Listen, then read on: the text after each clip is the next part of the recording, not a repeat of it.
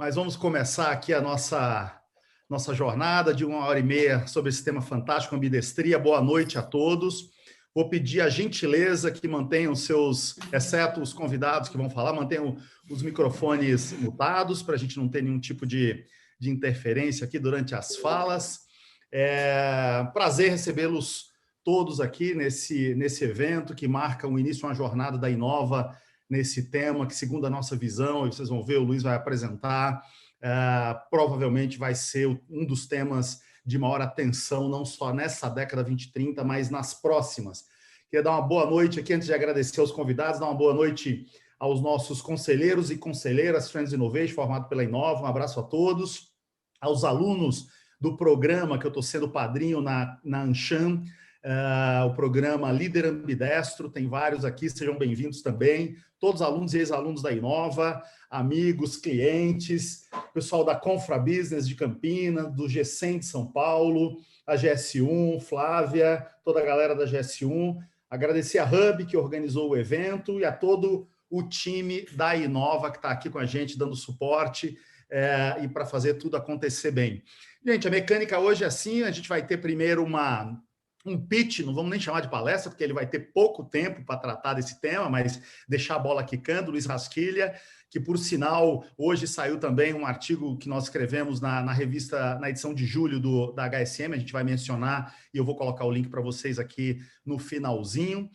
E depois, esses três convidados incríveis aqui, que eu vou sabatiná-los aqui, e vocês também vão poder, enfim, aproveitar essa experiência. A gente tem aqui a Silvana, que em 1994 fundou a Markup. Nossa, ela vai contar como é que é fundar uma empresa junto com a chegada do Plano Real, 27 anos atrás.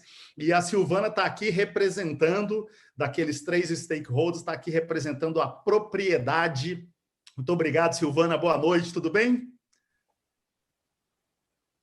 Tudo ótimo, obrigada pelo convite. Vai ser uma delícia discutir esse tema que eu já estou abduzida. Legal, direto de Porto Feliz. Bom, a gente tem com a gente também aqui o... Cadê o Marco? Sumiu? O Marco está aqui?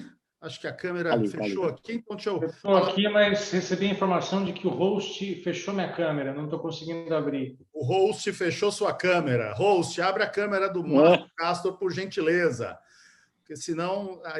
Cadê? Vai aparecer agora. Bom, gente, o Marco, enquanto ele liga a câmera aqui, eu fiz o convite há cerca de 2 meses e meio, 3 meses, falou, Marcelo, dia 1 de julho, ontem a PwC encerrou o ano fiscal, dia 1º eu estou de reunião até as tampas, mas vou fazer o maior esforço para estar com vocês. E alguns dias depois me deu a feliz notícia de poder estar aqui com a gente. Bem-vindo, Marco, boa noite, obrigado por você estar aqui com a gente. Obrigado. Vai ser um prazer acompanhar essa jornada aí contigo. Eu estou com problema no vídeo, se eu continuar, eu vou sair e volto, tá? Legal, tranquilo. O Marco Castro está aqui, atual presidente da PwC, sócio-presidente da PwC, está aqui representando a gestão. E vai ser um desafio para eles, né? Porque todos os três já ocuparam ou ocupam 2 ou 3 dessas cadeiras. Mas eu falei, Silvana, você vem como propriedade, Marco vem como gestão, e representando o conselho, a gente tem aqui meu grande professor, companheiro aí de jornada no curso de conselheiro Trends Innovation, conselheiro de várias empresas, Paulo Luiz Erhard. Boa noite. Oi, boa noite, Marcelo, boa noite, pessoal. Satisfação de estar aqui com vocês, compartilhando aprendizados aí com a Silvana, com o Marco e com todos os centenas de colegas aí na sala. Legal. Então, vamos lá.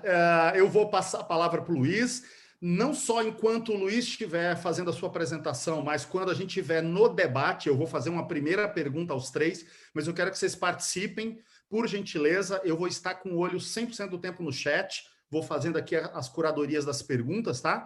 Então, por gentileza, coloquem suas perguntas no chat e eu vou aqui ao longo do debate passando.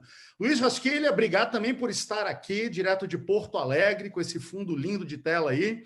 O cara que, junto comigo, aí tem mais estudado nos últimos meses esse tema ambidestria. E conta pra gente aí, Luiz, no tempo curto, eu sei que já brigou comigo, você queria mais tempo. Eu briguei com você mesmo. mesmo. Pitch aí de 25 minutos, bola contigo, cara.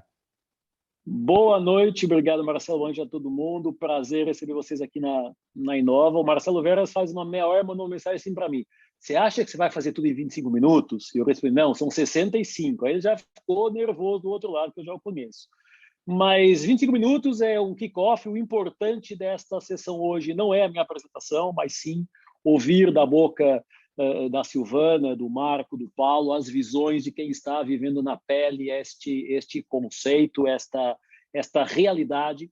E aqui a minha função aqui hoje é meramente fazer o aquecer dos motores e o off da conversa, pulando aqui a minha apresentação, que já nos conhecemos, vocês estão em casa, a Inova é a casa de vocês.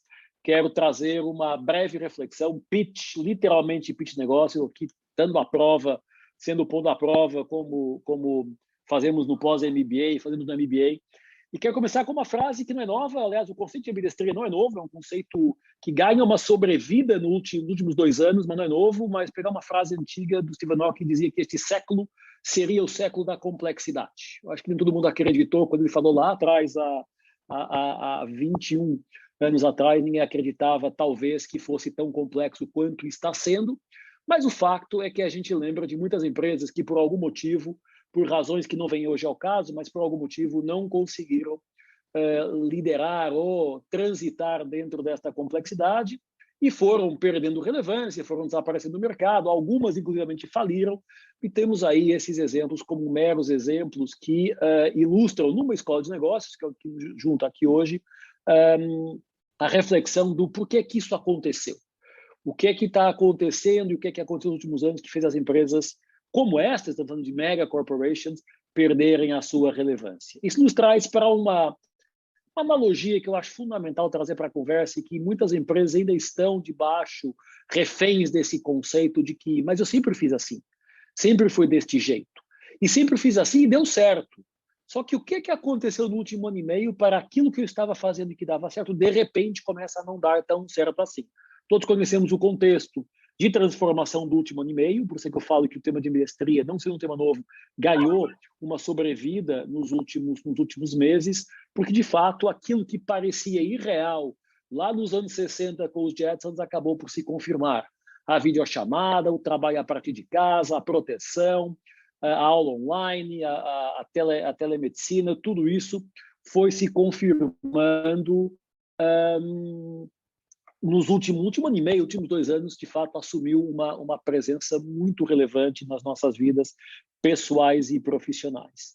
E o Brasil tem uns dados interessantes. A gente vê, bom, mas como é que é essa transformação? O mundo é digital, o Brasil não é digital. Eu não vou entrar no detalhe aqui dos números, mas o Brasil, sim, é um país que tem mostrado cada dia mais o caminho para o digital. Isso tem um impacto direto nos negócios, na infraestrutura, no sinal, no comportamento, mas tem um impacto direto nos negócios, principalmente quando vemos que o Brasil, pelos dados publicados aqui, é o país mais conectado em horas do mundo e, portanto, isso mostra o quanto informação, conhecimento está sendo compartilhado no mundo digital e quanto o comportamento do consumidor passou a estar muito mais envolvido com esta interação digital e, a partir daí, o quanto as empresas precisam repensar alguns dos seus pressupostos. Uma coisa que eu tenho falado muito é que, provavelmente, os inimigos dos nossos concorrentes são os invisíveis. São aqueles que a gente não está olhando para eles e estão potencialmente mudando a regra do jogo. Vemos aí casos simples como a Barça, que desapareceu porque a Wikipedia veio de fora e mudou a Blockbuster, as cooperativas de táxi perdendo parte da sua relevância por força chegada de outros. E quando a gente olha lá de esquerda da tela, do quadro, lá de direita da tela do quadro, a gente vê que quem está mudando o mercado são os novos entrantes. Não é quem estava no mercado. Ou seja, quem mudou? Por que a Barça não fez a Barciopedia? Por que a Blockbuster não fez a Blockflix? Por que a Cooper Taxi não fez a Cooper Uber? Por que quem está no mercado deixa que a transformação seja operada pelos novos entrantes? E essa é uma pergunta que encontra resposta nesta frase maravilhosa do John Chambers, CEO da Cisco, que diz: nós hoje não competimos com empresas, nós competimos contra transições de mercado. Períodos de passagem de um estado para outro, em que as habilidades para fazer o trabalho mudam, o cliente vai para uma nova tecnologia e a economia adota um novo modelo. E o que nós estamos vivendo é exatamente uma avalanche de transições de mercado para as quais ou nos preparamos como gestores, como propriedade, como conselho, como negócios, ou vamos ter muita dificuldade em conseguir navegar neste contexto que se apresenta. Este é um estudo primeiríssima mão, estudo INSEAD, publicado semana passada pela minha turma, do qual eu sou aluno do curso, uma análise com C-Level no mundo inteiro, em que eles perguntaram quais são as prioridades de transformação digital, mas transformação no seu negócio, e olha as 4 primeiras. Em primeiro lugar, inovação. Tudo a ver com o nosso DNA, inova. Em segundo lugar, organização ágil e aprendizado rápido. Ou seja, tudo a ver com todo o mindset ágil, a necessidade de repensar a cultura e mindset das empresas. Colaboração e parceria interna e no ecossistema, e ambidestria. Então, dos 4 pontos principais que os C-Level no mundo estão dizendo que são relevantes, estão alinhados com o que a gente está falando aqui hoje, com aquilo que a gente tem, de certa forma, trazido para a reflexão. E é nesse contexto que entra o conceito de ambidestria. Como eu falei, não é um conceito novo, é um conceito que ganhou sobrevida no último ano e nos últimos 6 meses, principalmente a Inova, o Marcelo, eu e o time, temos aprofundado bastante, não só para a divisão de consultoria, mas também para a divisão de educação. Eu quero trazer o conceito de ambidestria como uma metáfora que eu gosto muito e a gente tem discutido muito, que é aquela que fica na memória. Imagina a pizzaria, o dono da pizzaria, que às 6 da tarde esquenta o forno, começa a fazer a massa de pizza, começa a separar os ingredientes, liga o software lá do seu computador para receber os pedidos do iFood, do Rappi, do Uber Eats, tem os motoboys prontos, motos abastecidas e os pedidos começam a chegar. E o que ele tem que garantir? Que os pedidos são atendidos no tempo certo, que as pizzas saem corretas, com a temperatura correta, que o motoboy não vai transformar a pizza numa calzone, numa curva mais acentuada que ele faz no transporte, e que a pizza chega na casa do cliente para que esse cliente continue escolhendo esta pizzaria. Numa cidade de São Paulo, por exemplo, que come 1 milhão de pizzas por dia, vocês imaginam a quantidade de demanda que existe e o quanto o cara tem que ser excelente na sua entrega. Só que, ao mesmo tempo que ele tem que ser muito bom na pizza que ele faz, ele também tem que discutir o seguinte: será que é pizza que as pessoas vão querer comer no futuro? Será que daqui a 3, 4, 5, 10 anos, todo mundo vai continuar comendo pizza, 1 milhão de pizzas por dia em São Paulo? E se não for pizza que as pessoas quiserem comprar e comer, o que é que eu hoje, na minha pizzaria, tenho que começar a fazer para antecipar esse movimento? Eu posso dizer, não quero fazer nada, e sei que daqui a 3, 5, 10 anos eu vou fechar a minha operação porque o pessoal deixa de comer pizza e eu fecho a porta. Agora, se eu quiser fazer alguma coisa, eu falo, o que é que eu hoje na minha cozinha preciso começar a fazer para antecipar esse movimento, para que quando ele chegar, eu consiga atender o meu cliente, que já não é um cliente de pizza, mas é um cliente de qualquer outra coisa dentro das competências da empresa ou de algo mais que a empresa possa considerar. E esta, para mim, é a metáfora que nos traz a importância da ambidestria. Do ponto de vista de conceito, é a capacidade de ser habilidoso com ambas as partes do corpo.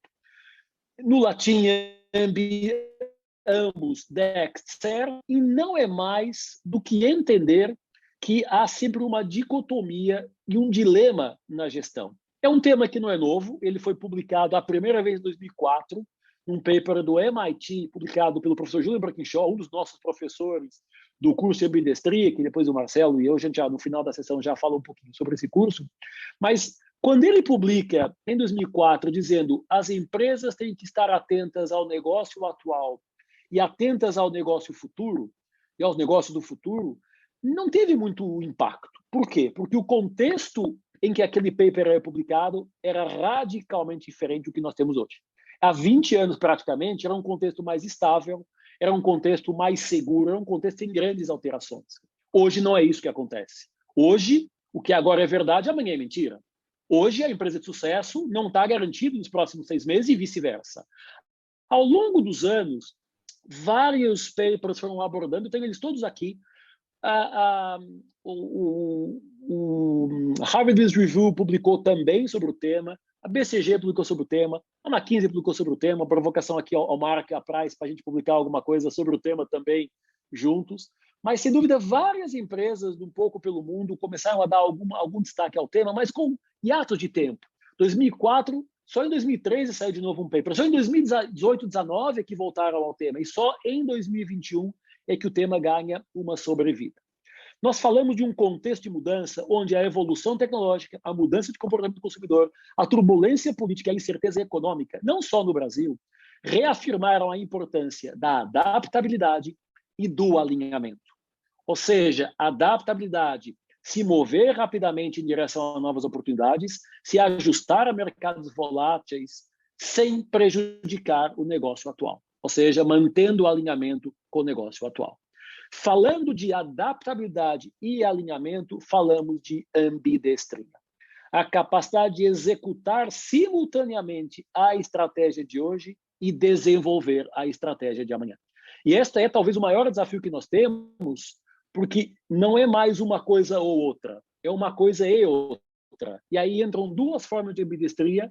A primeira, a chamada ambidestria estrutural, que é a mais fácil de fazer. É o time dizer, bom, então ali na sala do lado tem um time só preocupado em pensar futuro e nesta sala aqui tem um time só preocupado em pensar presente.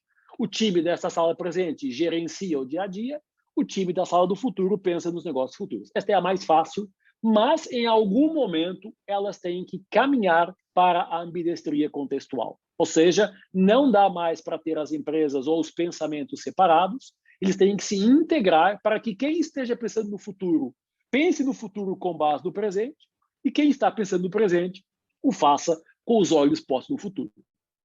E este é um desafio de equilíbrio. E este é o maior desafio da gestão hoje, nos próximos anos, é a capacidade de manter a operação rodando, olhando em simultâneo com a mesma importância, com o mesmo foco para o que vem pela frente.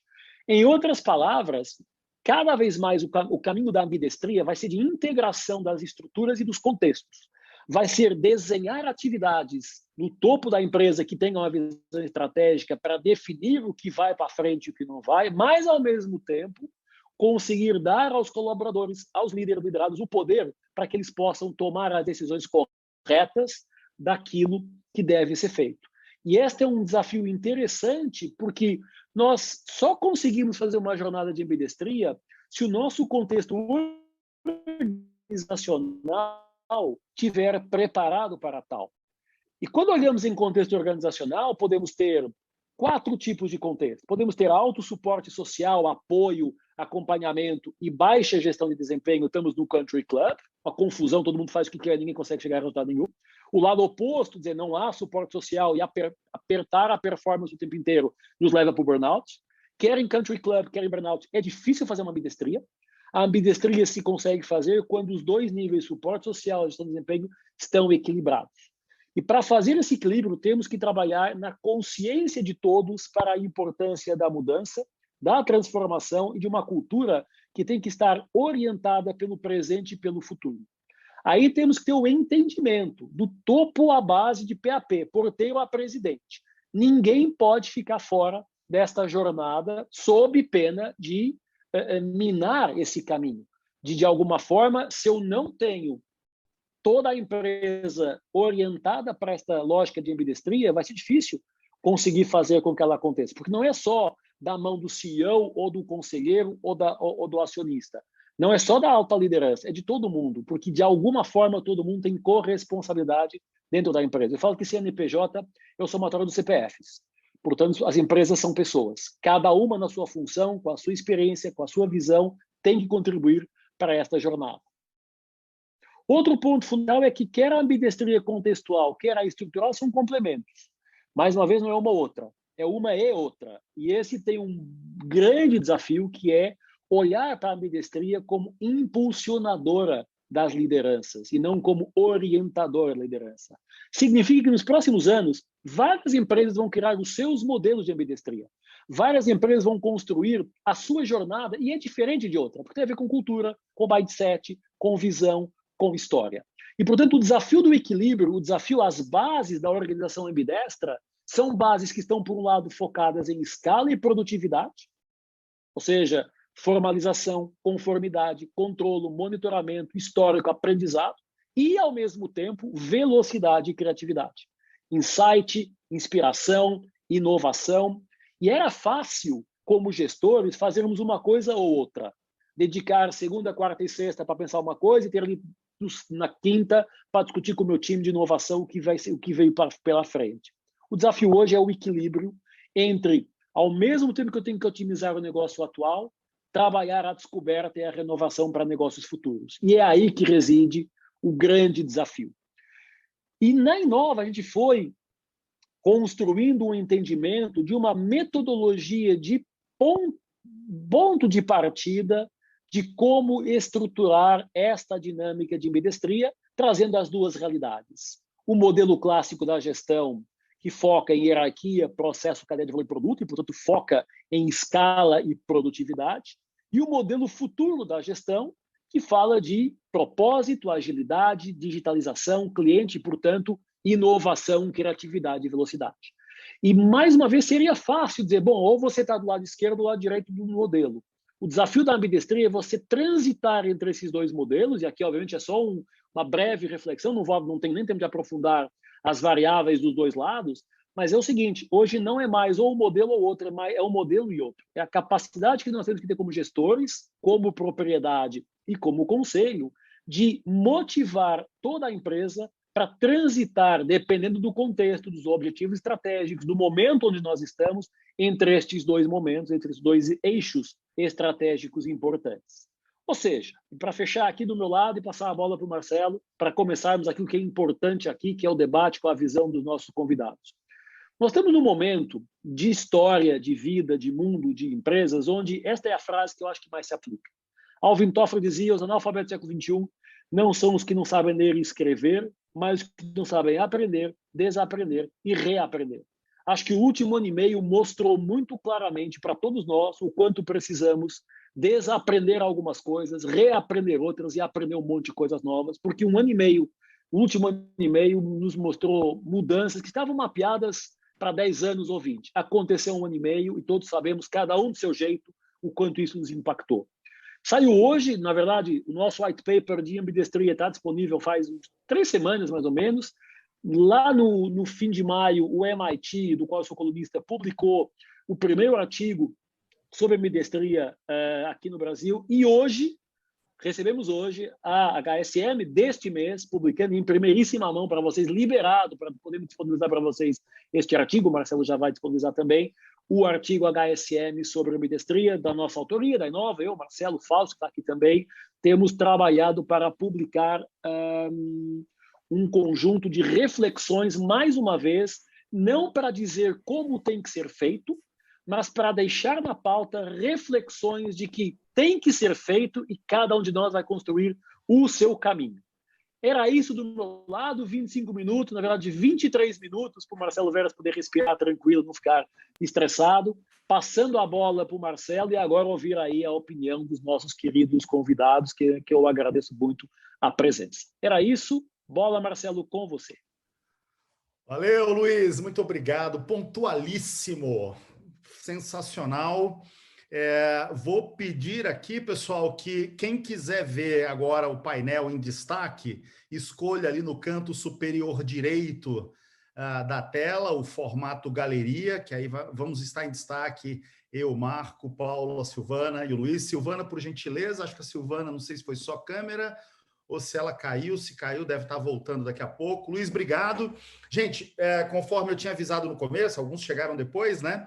Então, peço a gentileza de manterem os microfones desligados e enderecem suas perguntas agora ao longo do debate.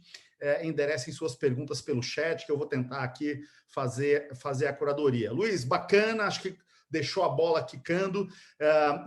Ao final aqui hoje, às 8h30, eu vou colocar aqui no chat o artigo do MIT, o artigo publicado hoje na edição 147, edição de julho da HSM Management, e vou colocar os slides que o Luiz usou também, para quem quiser ter acesso, já vai estar tudo aqui no chat ao final, tá bom?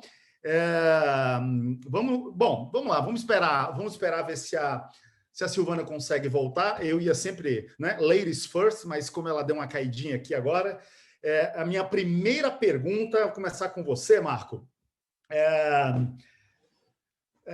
Eu queria a sua visão do que mais lhe chama a atenção nesse pitch do Luiz sobre ambidestria, né, com o chapéu de gestão, de presidente desse ícone global chamado PwC, uma baita responsa aqui no Brasil.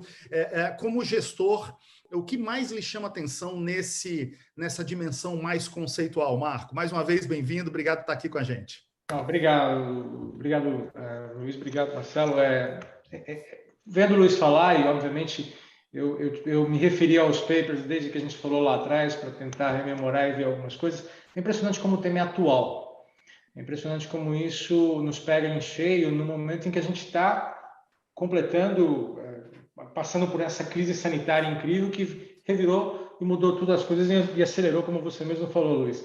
Nem todos sabem, mas eu assumi a presidência da firma no dia 1º de julho do ano passado. Hoje eu estou comemorando 1 ano como presidente, como CEO da PwC Brasil. E é uma coisa assustadora fazer a comparação do que aconteceu há 1 ano atrás e agora. Eu me lembro exatamente nesse dia, quando eu estava falando com as minhas pessoas, e a gente estava ainda assustado, preocupado, sem saber exatamente a dimensão do que a gente estava lidando, todo mundo correndo para preservar a caixa, todo mundo, e obviamente a gente tem 3 grandes áreas na firma, mas não é o assunto aqui agora, mas todas as áreas sofrendo com as suas características diferenciadas nesse processo. E aí, a hora que você vê as características que o Luiz lembrou da ambidestria, né? O tema de mudança de comportamento, o fato da gente ter agilidade na nossa capacidade, ter a capacidade de olhar o dia a dia que você precisa entregar, mas aquilo que você está fazendo de sustentável para o futuro. E aí isso entrou numa série de pautas que se tornaram tão mais relevantes nesse momento e já estavam se tornando, né? A gente sabe que tem uma série de movimentos que estão conspirando para que isso se torne um padrão, novas gerações, tecnologia, desejos, que a sociedade vem sendo mais vocal, mas me impressiona de fato ver o quão atual é isso. Ele começou falando aí sobre a miopia de ver as coisas e o que desapareceu ao longo do tempo, empresas que não enxergaram esse cenário que a gente está, e aí você vê de fato a dificuldade que elas tiveram de fazer um exercício da sua evolução cultural. Talvez não tenha sido nem só da sua estratégia, mas não deixou com que a adaptação cultural evoluísse para poder enxergar e entender esses novos desafios que estavam chegando. Então, isso é o que eu vivi nesse meu ano aqui, senti na pele e tenho aprendido muito com isso, né? O Luiz me conhece há mais tempo, você também, Marcelo.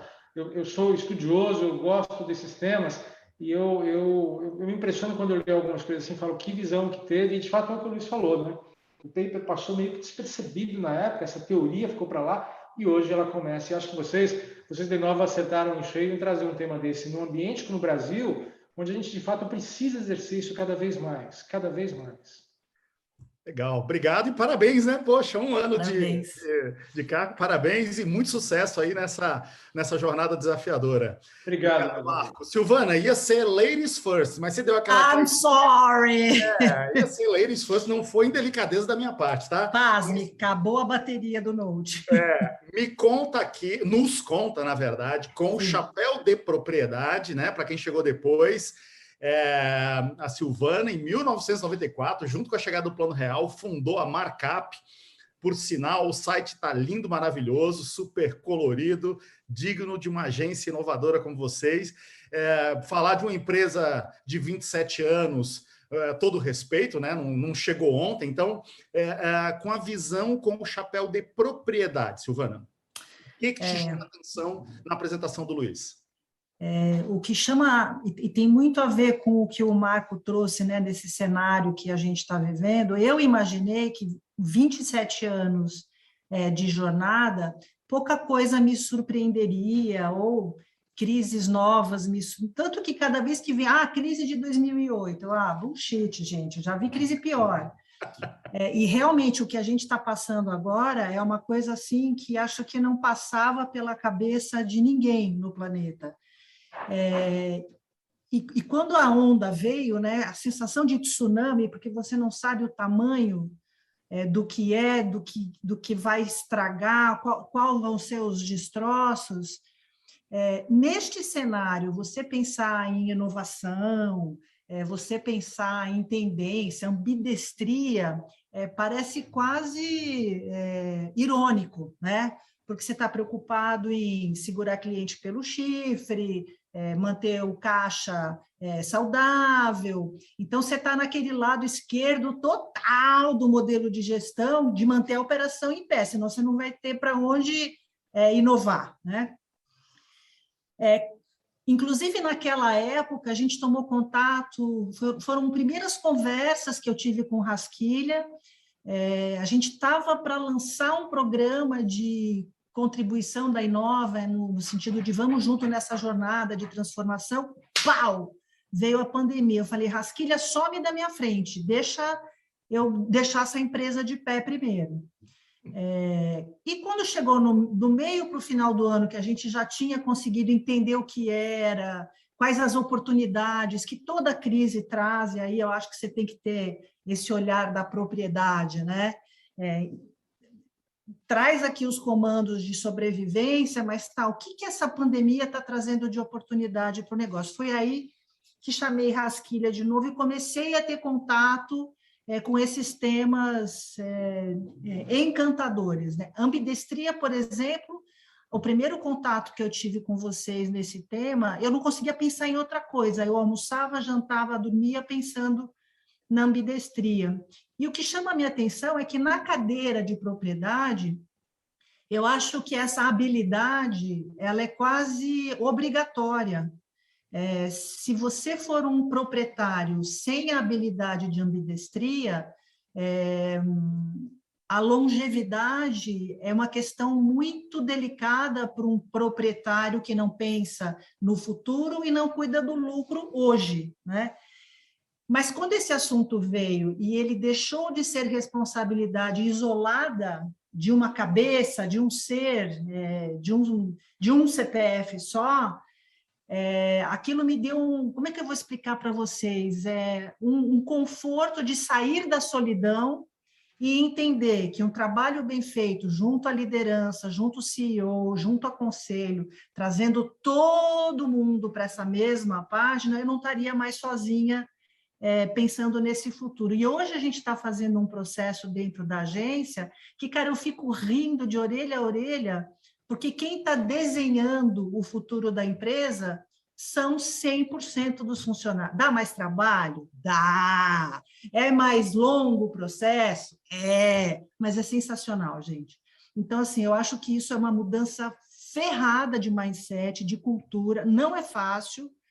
Quem disser que é fácil está enganando vocês. É muito difícil, porque você tem que mudar o mindset do comando e controle. De manhã, de tarde, de noite, eu sou engenheira de formação, para mim, comando e controle é zona de conforto para tocar a empresa. Como é que você abre esse espaço, né? Como é que você convida o time de uma forma organizada a pensar e inovar todo mundo junto? Então, assim, esse é um tema que eu estou absurdamente abduzida, eu virei discípula do tema, eu falo desse tema em happy hour, em jantar, com amigos. Então, assim, inclusive me matriculei nesse curso que vocês vão roubar um sábado por mês da gente, porque eu quero poder ajudar o meu time a fazer essa conexão entre o hoje e o amanhã. Acho que esse é o meu papel hoje dentro da agência. Muito legal, muito legal. Você trouxe aqui o cerne da nossa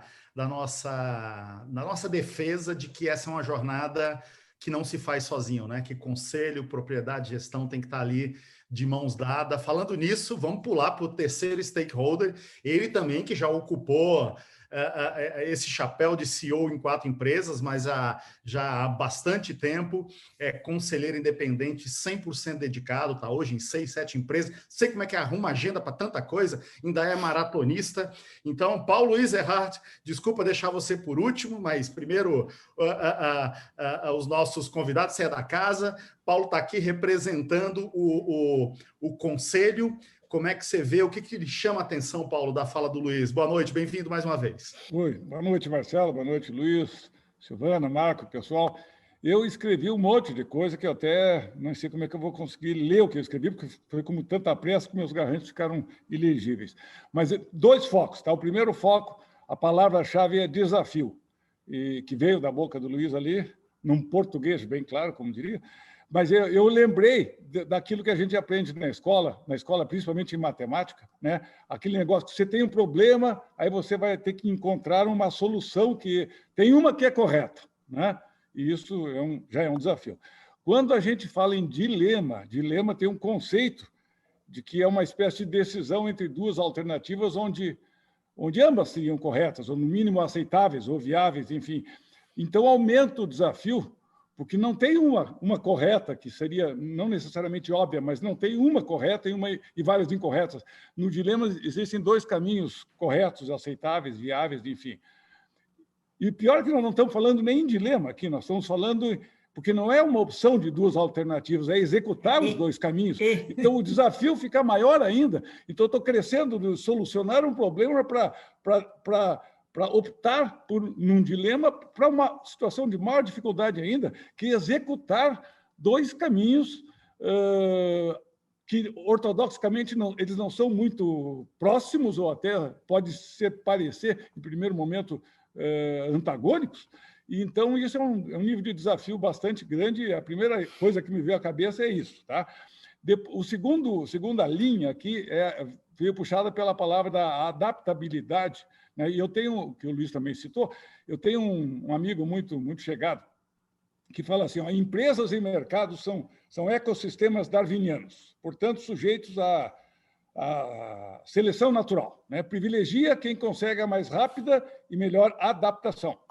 Né? Neste caso, né, que nós estamos tratando hoje, mas, enfim, em geral, nos ambientes empresariais e de negócio, o processo de adaptação cultural é fundamental. E adaptação cultural, não vou dissertar a respeito, mas, enfim, empresas e sistemas só evoluem a partir de adaptações culturais que sustentam, nos termos do tema de hoje, a ambidestria estrutural, mas principalmente a ambidestria contextual. O tema longevidade, que é o foco principal do Conselho de Administração, só é possível com adaptação às mudanças. E sucumbe as empresas, e estamos cansados de ouvir isso, né? Mas sucumbe as empresas que não percebem isso, ou que mesmo que percebem não agem de acordo. Esse é uma máxima, né? Eu tenho visto iniciativas de bem-sucedidas, né, de ambidestria estrutural, mesmo que não trate sobre este título, né, nas empresas onde eu convivo, mas eu não tenho percebido de forma bem visível a ambidestria contextual. Então, é uma evolução, um processo bastante interessante. Não é novo, mas eu diria assim, não é tão visível nas organizações onde pelo menos, as que eu convivo. Tá? Mas eu quero voltar só um pouquinho na adaptação cultural, porque eu quero chegar na minha palavrinha, a minha expressão, porque a adaptação cultural é um processo de adaptar as culturas às novas situações, aos novos contextos, para usar a expressão aí, e é um processo que até permite a chamada destruição criativa, que, na verdade, a gente olha sempre para o lado da construção, mas para construir você, às vezes, destrói alguma coisa. Então, a destruição construtiva, e isto coloca em risco, expressão da Silvana, o conforto, né? E aí eu queria agregar um outro componente, que é o ambiente de confiança. Para mim, é a base para todo o processo de ambidestria, especialmente na contextual. Sem dúvida. Legal, muito bom, Paulo. Luiz, eu vou explorar mais um pouco os nossos convidados, mas a primeira pergunta que surgiu eu vou jogar para você lá no final, tá?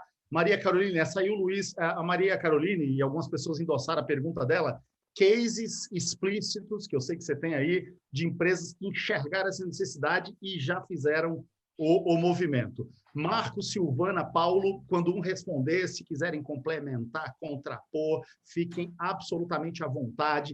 Deixa eu ir aqui para a segunda pergunta, começar com você, Silvana, agora. A ambidestria, né? O Luiz colocou até o do latim lá, fazer duas coisas bem feitas ao mesmo tempo, a gente leva isso para qualquer dimensão da vida, né? A dimensão que nós estamos tratando aqui é o presente, resultado, lucratividade, eficiência e, ao mesmo tempo, o futuro. Como propriedade, Silvana, qual que você acha que é o maior desafio como propriedade da Markup? Você consegue nos dizer aqui quanto tempo você falou, estou abduzida por esse negócio. Ser abduzida por isso significa dedicar quanto tempo ao presente e futuro? Qual tem sido o maior desafio e como é que você tem lidado com ele? Eu sempre tive muita facilidade mesmo antes de conhecer esses conceitos, de equilibrar esses pratinhos, né? Isso é muito natural para mim, não existe esforço.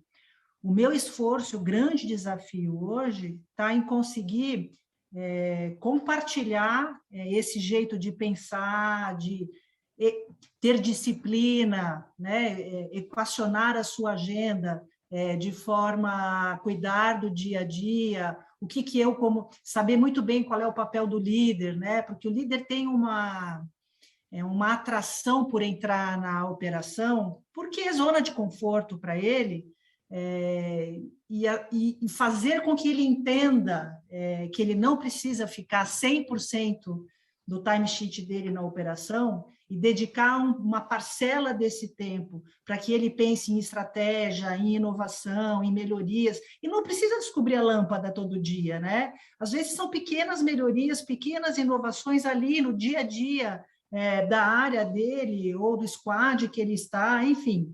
Então, eu diria para você que hoje o meu maior desafio é tentar ajudar o time da agência, principalmente a alta e a média liderança da agência, a ter uma disciplina, porque mudança de cultura tem que ter, depois entra na urina, depois vai no automático, é como dirigir um carro, é igualzinho, e é o que eu falo para o time, eu falo, time, agora está doendo, tem que pensar na embreagem, na marcha, no freio, daqui a pouco, vocês não vão estar nem percebendo, mas vocês estão fazendo esse equilíbrio.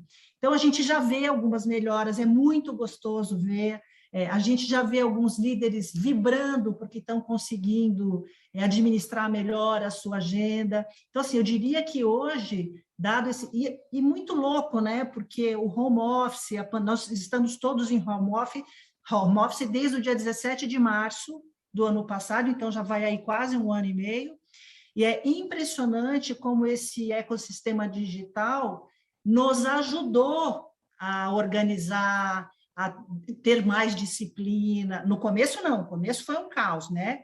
Porque não sabia se fazia o almoço ou se fazia a reunião. Mas depois que houve uma acomodação desse novo normal,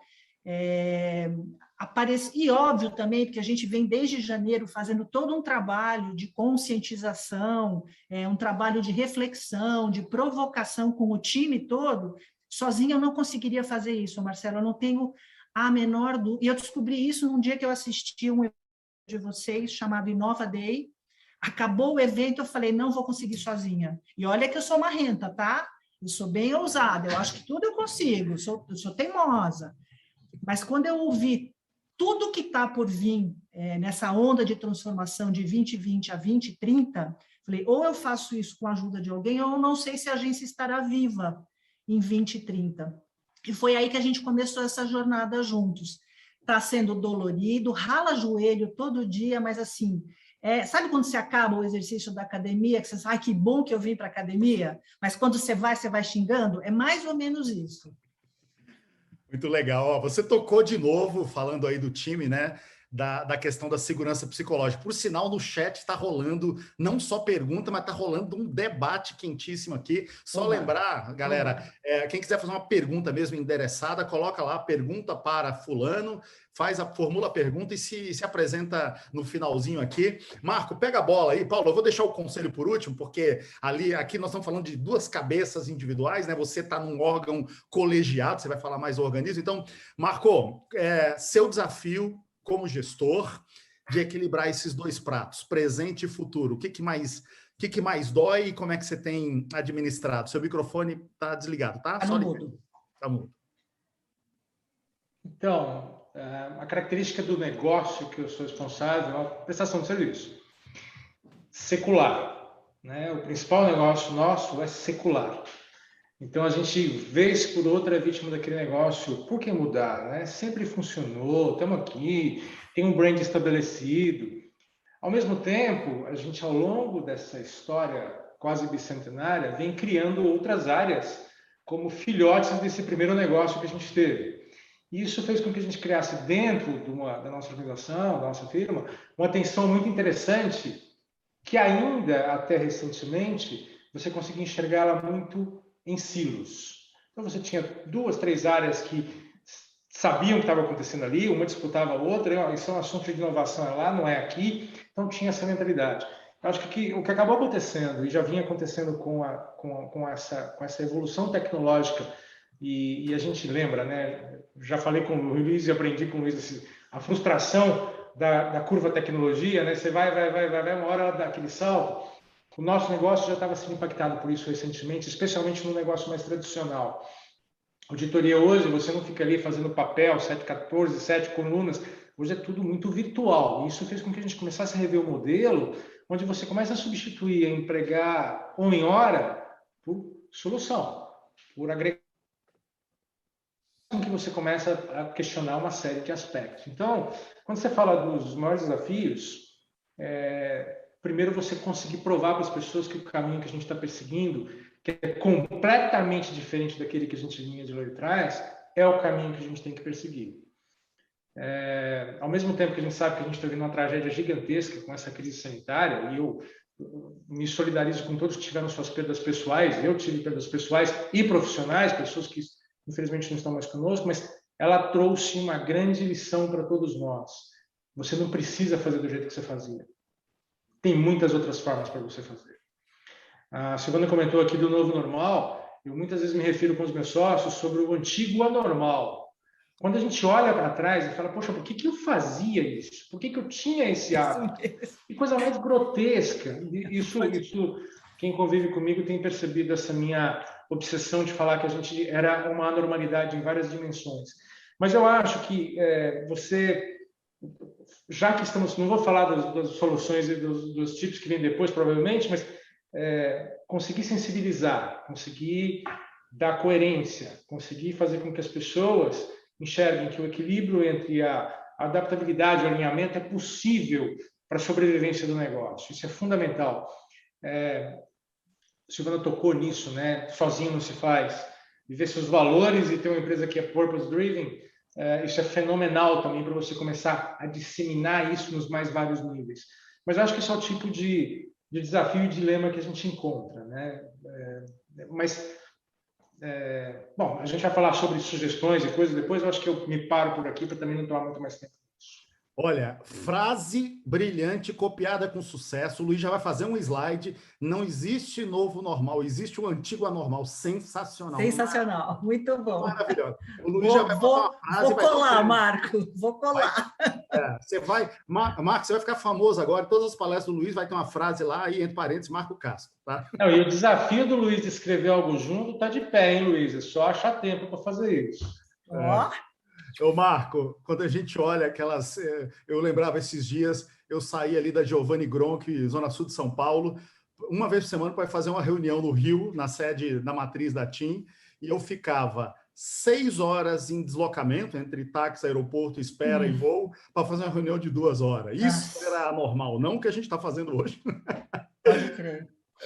Ô, Paulo, eu não posso deixar de mencionar, sábado passado a gente teve a aula de encerramento da turma 5 do Conselho Electronics Innovation, e a gente recebeu uma conselheira mais do que experimentada, né? A Deborah Wright, e ela passou ali, Paulo, uma estatística. Eu queria que você comentasse e dissesse se é isso que você está vendo nos 6, 7 conselhos que você está. Ela disse que nos 20 anos de experiência dela como conselheira, 20 anos, não são 2, são 20, os conselhos têm dedicado 65% do tempo a controles, 15% a pensamento estratégico, incluindo inovação, 15% a pessoas, incluindo diversidade, e outros temas, como, por exemplo, ESG, temas que estão na ordem do dia, 5%.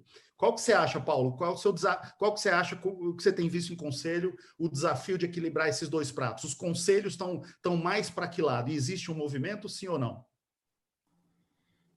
Existe, acima de tudo, o esforço do qual eu faço parte, que você sabe muito bem que quando a Débora falou isso, eu já falei em cima do esforço que nós temos feito, eu tenho feito, e muitas pessoas no Conselho, para não esquecer o passado, mas diminuir o tempo de olhar no retrovisor, né? E eu cheguei a devolver com um número, olha, na minha tabelinha aqui é 25% de olhar para trás, e aí o resto é estratégia, planejamento. acompanhamento de processos, gestão de pessoas, enfim.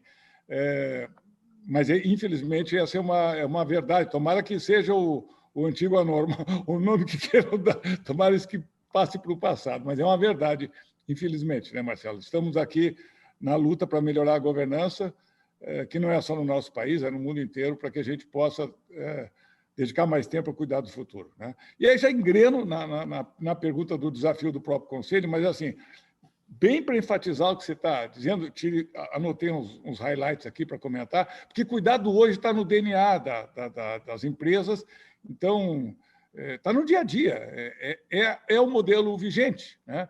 E, inclusive, permeia no Conselho, como você mesmo me provocou, porque o papel do Conselho, que está na essência do Conselho, é direcionamento estratégico e olhar para o futuro. Mas o esforço que a gente tem no Conselho, per si, já é normal, já normalmente é grande, porque nós estamos continuamente sendo puxados para baixo para o dia a dia.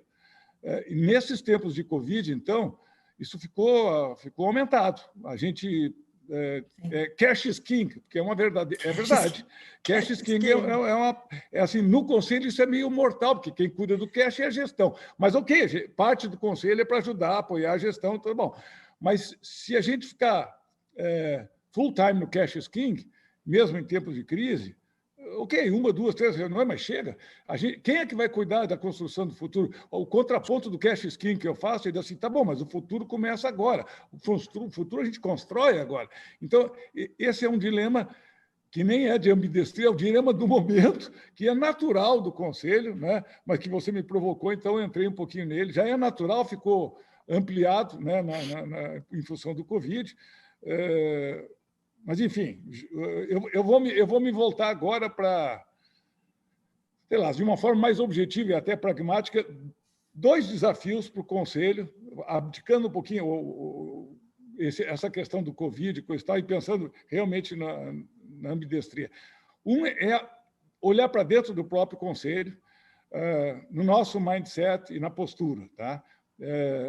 Um entendimento efetivo da importância dessas estratégias de adaptação às mudanças, entender isso não como um projeto, isso é uma jornada sem fim, não tem fim. As pessoas começam, em geral, pensam que vão fazer isso, depois termina assim.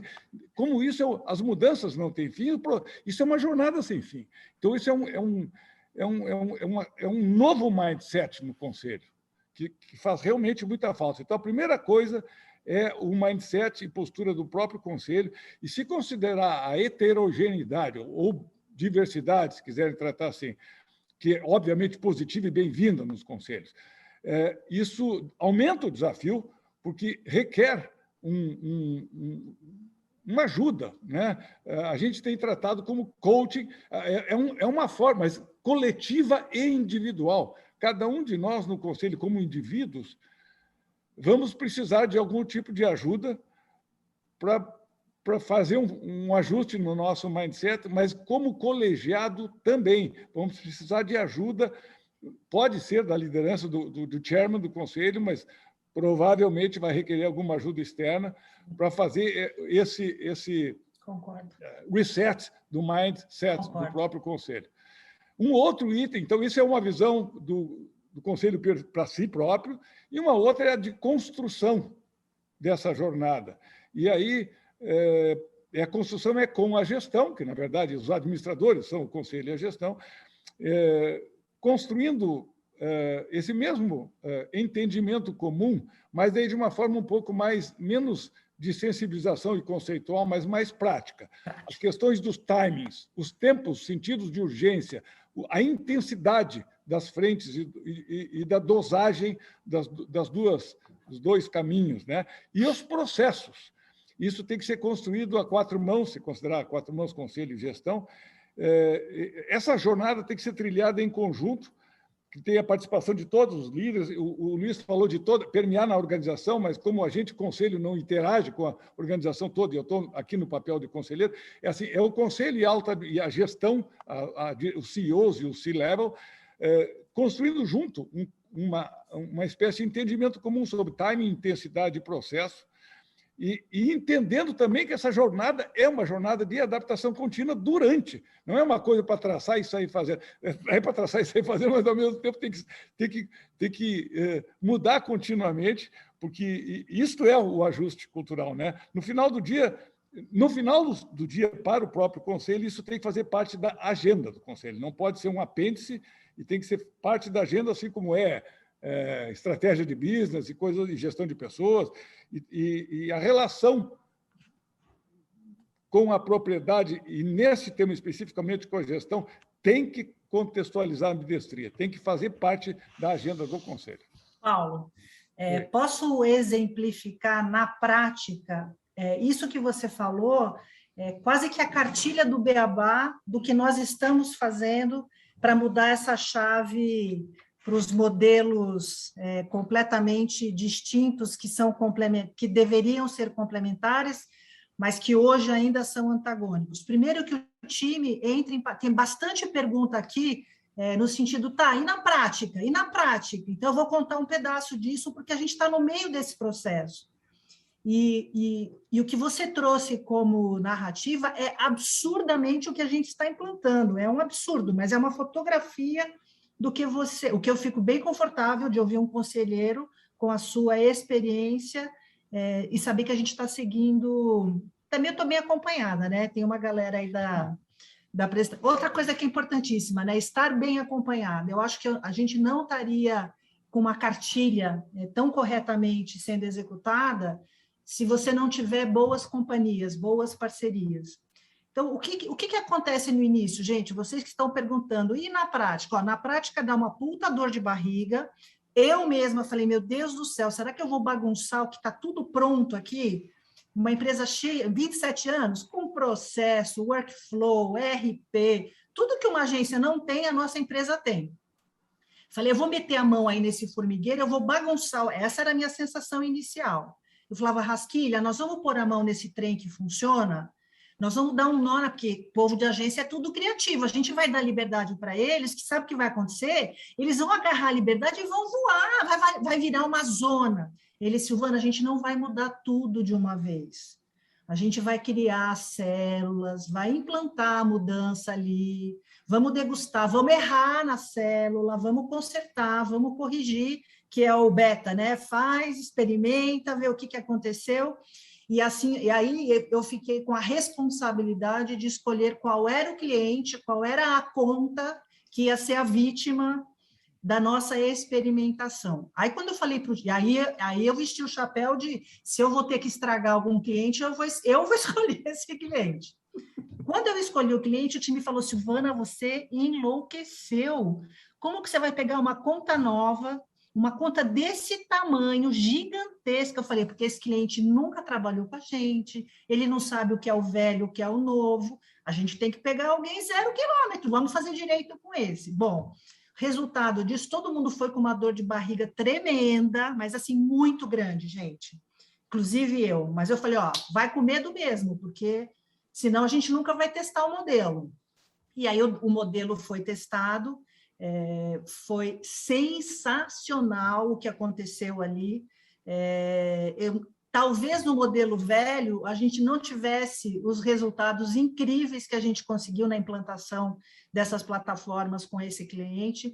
Então, assim, é disseminar cultura, sim, é empoderar, é criar um ambiente seguro e implantar na prática e ficar bem pertinho, né? Ficar pertinho, ajudando, monitorando, para que tudo dê certo. Mas, assim, é fazendo, gente. Tem que arregaçar a mãozinha, não tem fórmula mágica. O meu jeito de montar os agiles é uma, a do Marco vai ser outra, e assim por diante. Então, assim, tem que fazer, o meu modelo é o meu modelo, não vai servir para ninguém, e não tem outro jeito de experimentar senão fazendo, errando e consertando. Eu acho que é isso no final do dia. Acho que o Marco quer falar? Marco. Não, só queria completar. Eu acho que o que você exemplificou, isso que o Paulo falou, tem algumas coisas que destacam mesmo, né?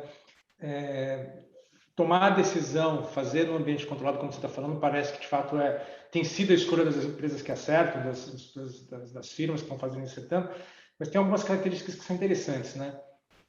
A indefinição. Ficou muito claro aí que você chegou uma hora que você falou, vamos embora. Porque, de fato, quando tem a indefinição, a falta de decisão, você coloca insegurança em toda a cadeia, né? E a falta de definição é o playground da insegurança, da falta de trust, e você destrói tudo, a equipe fica fragilizada. Então, isso apareceu bastante forte na sua fala aí. E acho que o Paulo comentou também da confiança, do trust, que é importante nesse processo. Um ambiente de segurança. Senão é um desvio para uma rota de destruição, se você não tiver isso enraizado. Alguns querem generalizar como tone of the top, mas é muito mais do que só o tone of the top, né? Tá ali junto, exercitando, pegando na mão e sofrendo a dor junto, erramos junto, acertamos junto, ajustamos juntos. Em grandes corporações é muito difícil esses processos, porque muitas vezes a primeira coisa que se faz é procurar o culpado. Tem que ter uma accountability. Então, isso talvez seja a maior dor das grandes corporações que não conseguem fazer essa jornada de evolução rapidamente. Mas era só para complementar o que você falou. Muito bacana seu depoimento de aplicação prática disso. Obrigada. Ô Paulo, se você me permite aqui, meu papel não só de mediador, mas de professor, acho que com todos aqui, 2 pontos de destaque em relação a conselho, que eu acho importante destacar aqui, quem estiver tomando nota, tem que anotar isso, né? Eu acho que o Paulo tocou num ponto fundamental, que ambidestria não é um projeto, é um processo, né? Então, estamos proibidos de falar, vamos fazer um projeto de ambidestria, como se ele tivesse início, meio e fim. Não é projeto, é processo, é jornada sem fim.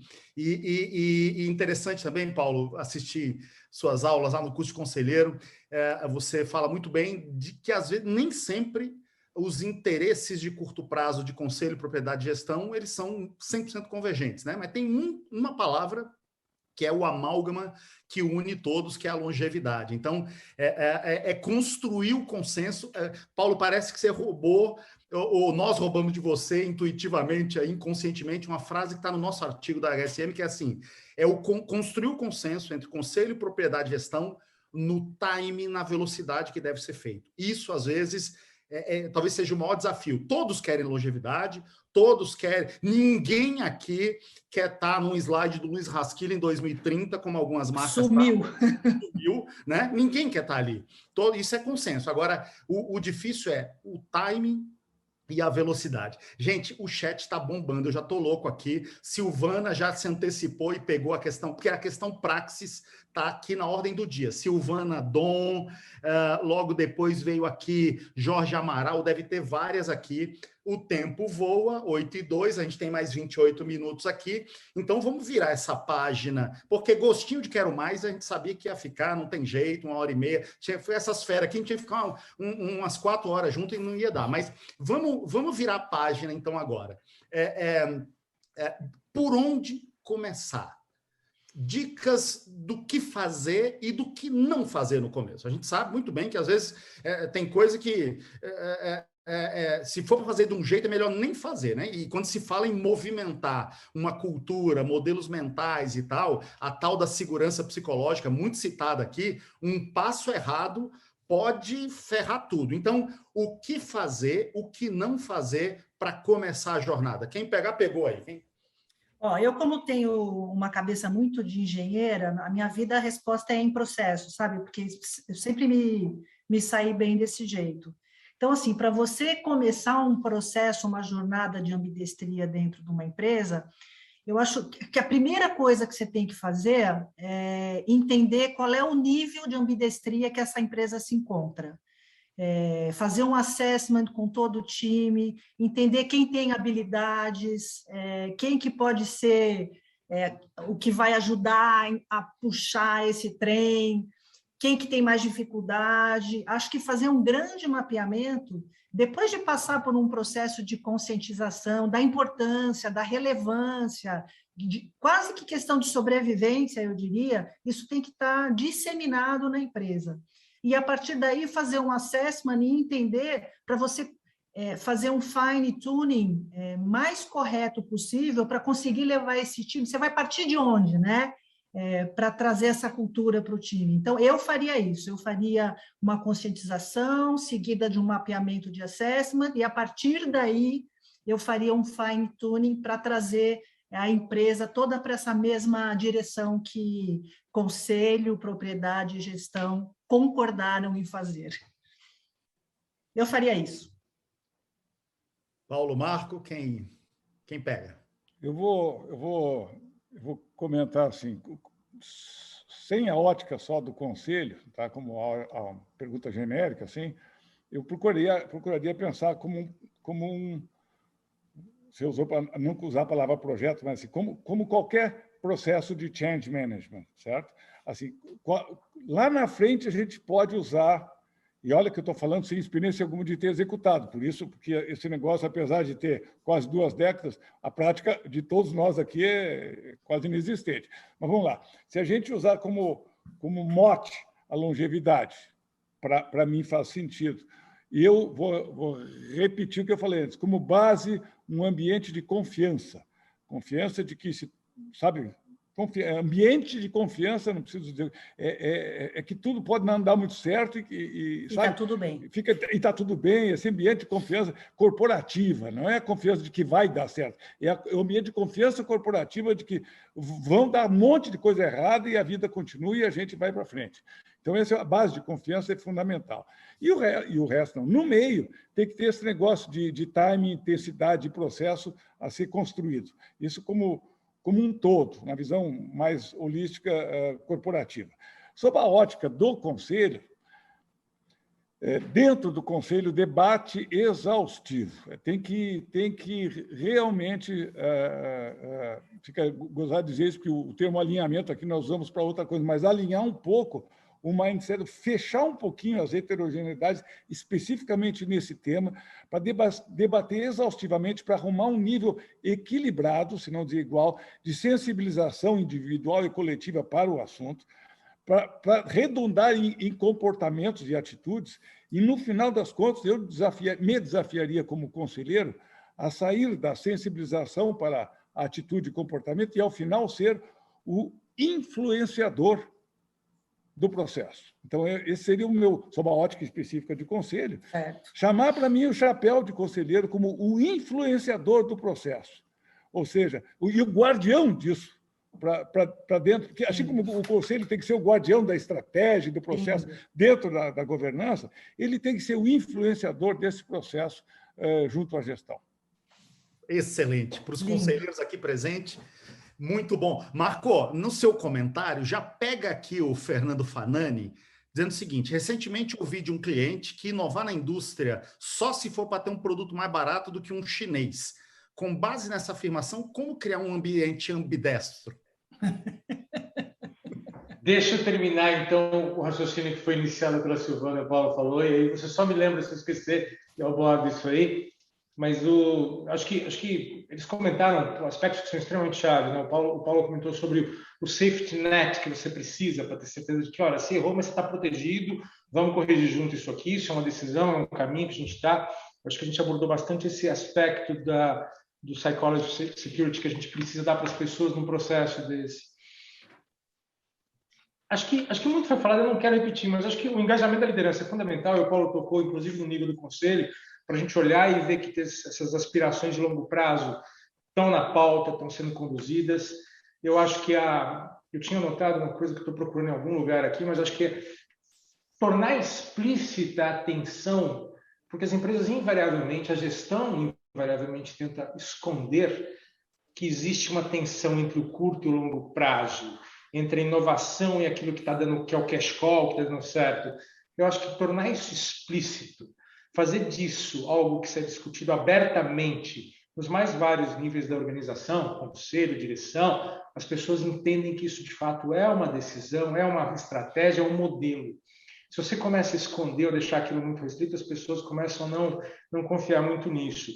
Acho que trazendo aqui impressão, talvez, um pouco do que a crise sanitária nos ensinou e um pouco do que eu aprendi quando eu estudei filosofia, que é uma coisa que eu sou apaixonado, aprender a fazer as verdadeiras perguntas e não ter as verdadeiras respostas.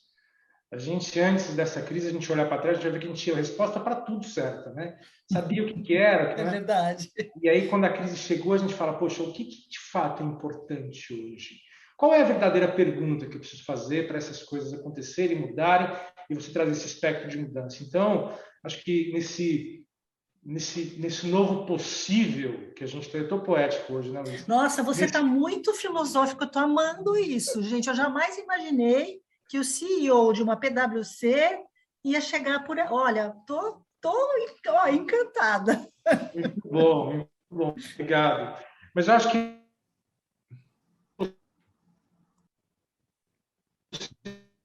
uma pequena instabilidade. esse caminho... Acho que está falhando um pouquinho, né?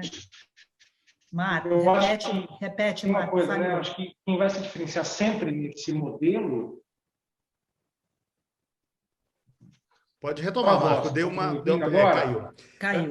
Está ouvindo, Luiz? Isso, fique com a voz. Sim. Eu tirei a imagem para melhorar a performance. O que eu ia dizer é o seguinte, que eu acho que quem vai se diferenciar nesses processos, nessa jornada, provavelmente são aquelas empresas que, de fato, embarcarem o propósito, serem empresas dirigidas por propósito, purpose-led, e value-driven, porque você consegue dar a direção e deixar a pessoa ser autônoma porque é por isso. Acho que esse é o processo de descentralização faz a diferença nisso. A pergunta era sobre inovar só se for para reduzir preço, né? Isso. Então, a gente ainda tem um tema depende da indústria que você está, no setor, mas acho que cada vez mais a gente percebe que não é só o preço baixo que vai fazer alguém escolher o seu produto ou aquele serviço, e sim a satisfação e a experiência que isso traz junto. Né? Então, acho que o segredo está em inovar, fazendo com que a experiência de consumir, de participar, de ter, seja uma experiência muito mais completa e muito mais rica, que traga algo além de simplesmente comprar algo, usar e jogar fora. Tem vários outros aqui na mesa capazes de responder melhor essa pergunta, provavelmente. Luiz, vai lá. Ô, Marco, não, peraí, eu não posso, Silvana já cantou a bola, não posso deixar de destacar também. Você sabe, Marco, nas nossas aulas de estratégia, eu apresento ali a profusão de frameworks que começou basicamente depois da Segunda Guerra Mundial para a gestão, né? Ela começa ali, aquelas matrizes todas que a gente conhece, uma delas, as 5 forças de Porter, mais de 250 milhões de citações em artigos e tal, é mais do que todos os prêmios Nobel juntos, mas as que ficaram, a maioria das que ficaram e provavelmente vão estar nas nossas mesas nas próximas décadas, foram criadas por filósofos. Robert Friedman, que foi o cunhador do termo stakeholders em 1980, o nosso querido filósofo tunisiano Pierre Levy cunhou recentemente o termo inteligência coletiva. Então, sensacional você trazer esse lado. É contraintuitivo, Silvana, concorda? Total. Mas está aí, ó, para quem está nos assistindo, a importância, né, da filosofia. Não deixa de ser uma espécie de ambidestria, certo? Total. Gente, eu nunca vi um debate aqui com o chat está tendo aqui. Bombando. Uma pessoa coloca, outra comenta. Eu tenho até dificuldade, às vezes, de encontrar perguntas aqui. Mas, vem cá, alguém quer fazer alguma costura ainda nesse tema da praxis aí, da jornada, do início da jornada? Deixa eu fazer um comentário. A minha única dica é estar com medo, vai com medo mesmo. Vai, Paulo.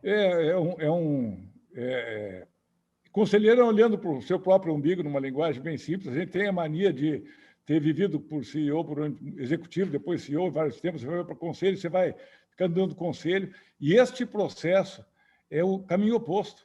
A gente não tem que orientar, a gente tem que estimular, mas as decisões e os encaminhamentos de posicionamento do hoje e do futuro, a gente fomentando todo esse processo que nós já falamos, que não vou repetir, ele, no fundo, é para que as coisas venham dos frontlines para dentro da organização. É isso. Não é do conselho. Então, isso é um comentário que eu tenho que fazer para mim mesmo como conselheiro, para a gente ser fomentador, estimulador, influenciador, mas a gente não pode se Paulo, meter a dizer o como e o que fazer. Não é fácil a gente ficar quieto. Isso. Não é fácil a gente se calar e vai, fala. Para onde a gente já não sabe mais o que está no... A gente está longe do frontline e a gente não... O mundo é outro lá na frente. Então, a gente estimular conceitualmente tudo muito bem, só que o que fazer e como fazer está lá na frente. Tem que quem está vendendo, operando e interagindo, isso. Tem que ser do time. A gente tem que aprender isso e é muito difícil também. É muito difícil, tá? Para quem vem do mundo comando controle... É isso aí. Olha só, eu vou aqui colocar no chat neste momento, como prometido, o link direto para o artigo do professor Luiz Rasquilha na edição agora de junho da revista MIT Sloan Review. O artigo que nós escrevemos a 3 mãos, eu, Luiz e o professor Fausto, que saiu hoje na edição 47 da HSM Management, está aqui o link direto. E os slides do Luiz de hoje, né? Daqui a pouco eu vou colocar mais uma informação aqui, mas eu queria pedir, e aí na sequência, como vocês preferirem, estamos aqui 15 minutinhos, uma mensagem final para quem está aqui com a gente, uma mensagem final, enfim, tentando fazer um resumo de todo esse debate, de toda essa discussão, uma mensagem final de despedida de cada um de vocês. Quem quiser começar, fique à vontade. Eu queria deixar como uma mensagem final, primeiro, um agradecimento enorme por vocês que apareceram na minha vida profissional, que é ponto de virada, indubitavelmente, mas, além disso, dizer que essas pessoas que estão aqui conosco agora são as pessoas que, de fato, vão ajudar na jornada de todas as empresas, porque essa transformação não é fácil, tem pouca gente antenada nisso, pouquíssima. Eu vou dizer que no meu segmento, no meu setor, eu vou falar de agências em geral, estou falando de publicidade, marketing digital, live marketing, tem muito blá, né? E nós é bom de fazer marketing, mas muito blá e pouca ação real. Então, eu queria dizer que eu sinto que esse grupo aqui é um grupo de quase uma maçonaria, no sentido de privilégio de poder, aí temos um filósofo que vai entender esse privilégio de poder estarmos aqui pensando, discutindo, construindo.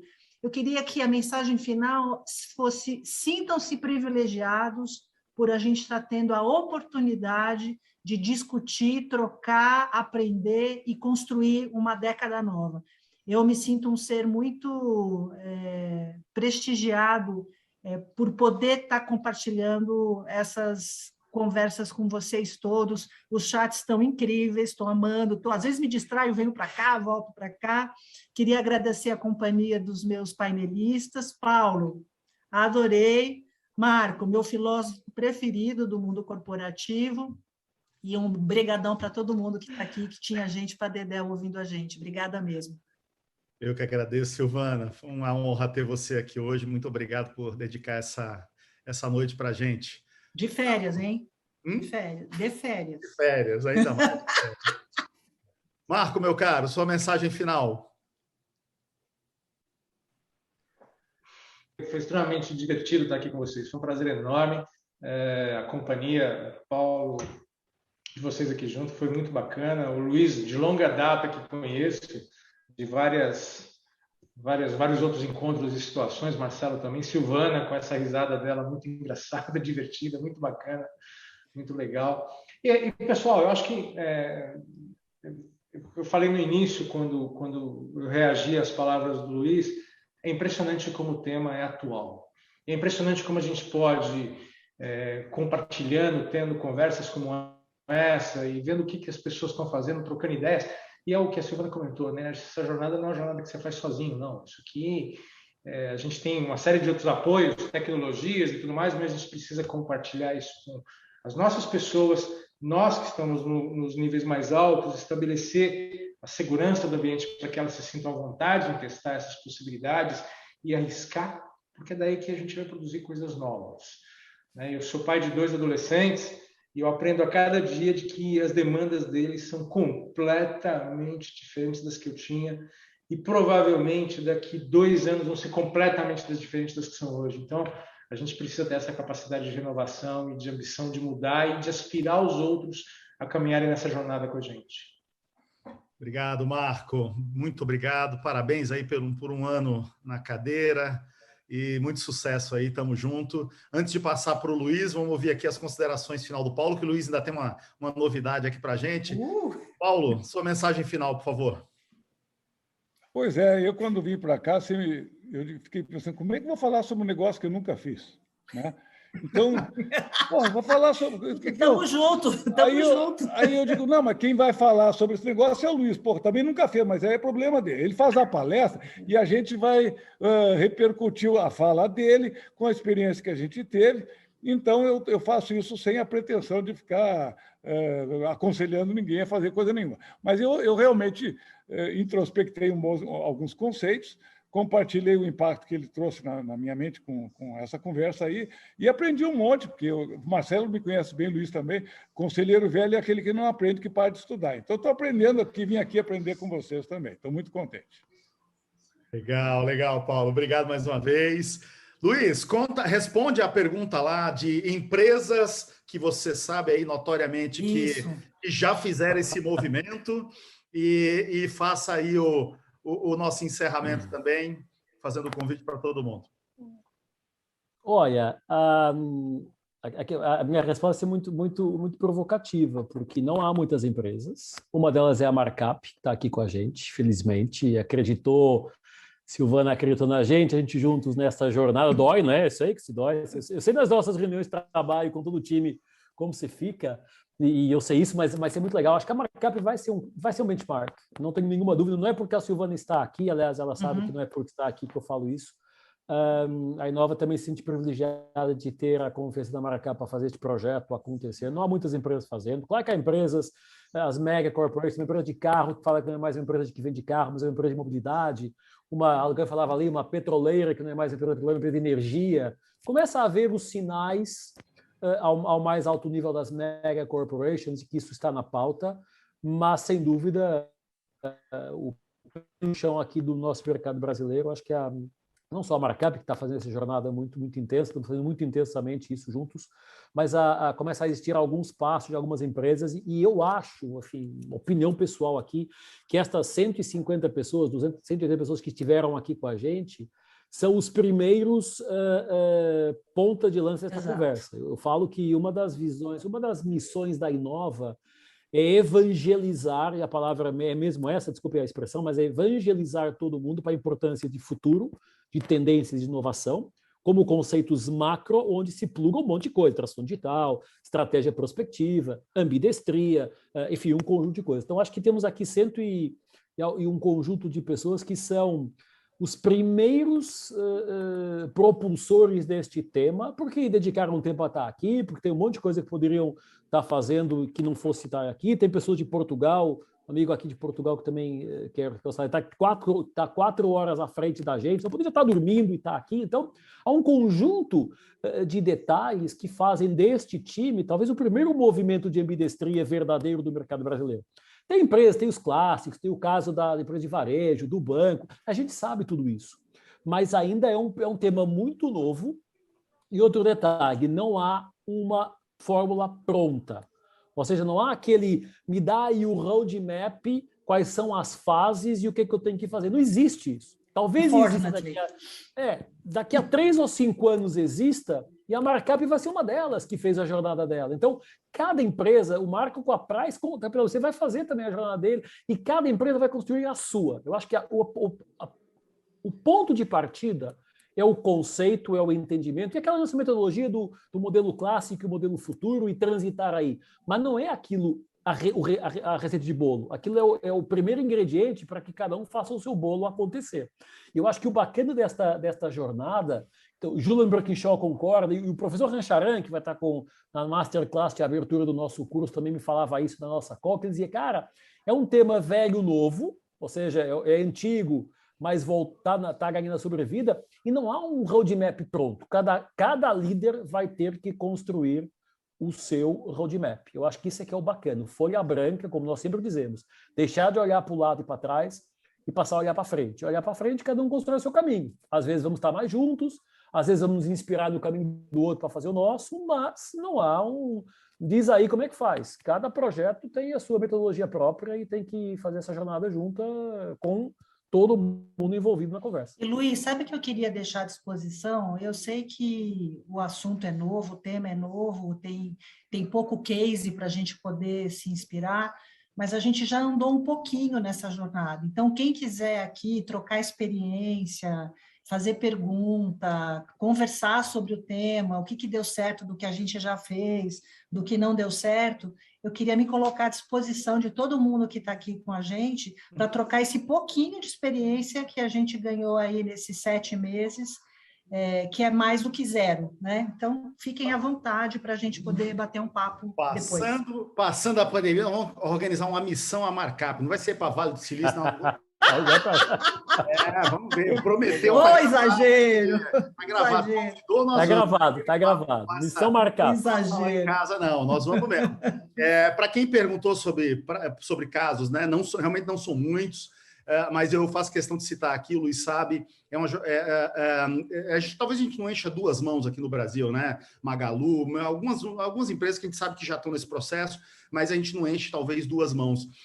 É um tema para pioneiros, é um tema para quem quiser começar e sair na frente, né? Como diz um colega nosso, um professor nosso, sempre que se desafia o futuro, a ignorância do presente se revolta, mas o tempo acaba sempre por premiar os mais ousados. Então, essa é a hora da ousadia, né? E adorei. Se tiver com medo, vai com medo mesmo. Vai com medo mesmo. É isso aí, tem que fazer. Marcelo, eu tenho empresas nos meus conselhos que tem o Lab, não sei das quantas, a Venture Capital que investe na startup, ou a própria startup criada na companhia, mas nada disso num contexto maior que é o que nós estamos falando. Mas isso tudo é ambidestria, obviamente num ambiente mais contexto assim, estrutural e não contextual, mas de fato essas coisas estão acontecendo mais por necessidade, enfim, do que até por consciência ou por um processo bem organizado, mas estão acontecendo.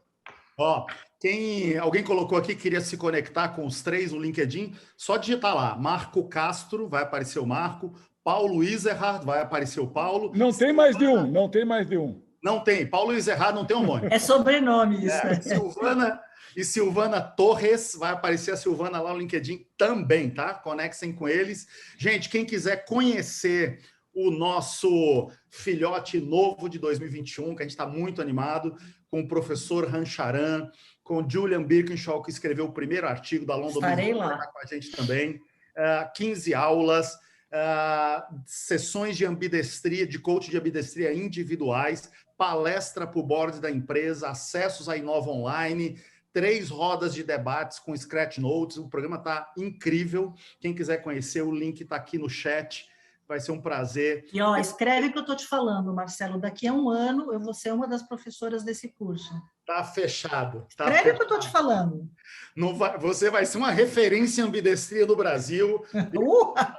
Paulo, nós vamos começar a coordenar o curso nós dois agora. Eu anotei essa aí da Silvana.